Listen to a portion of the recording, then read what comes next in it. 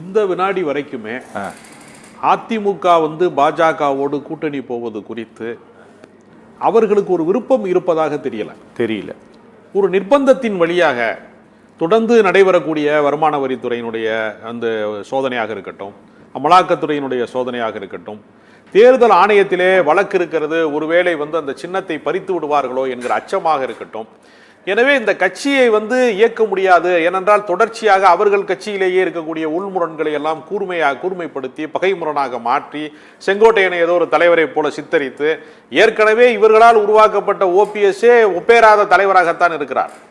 இவர்களுக்கு இவர் மாற்று தலைமை என்றெல்லாம் சொல்லிக் கொண்டிருந்த டிடிவி தினகரன் போன்றவர்கள் எல்லாம் இன்றைக்கு மண்குதிரை ஆற்றில் இறங்கியது போல கரைந்து கொண்டுதான் இருக்கிறார்கள்.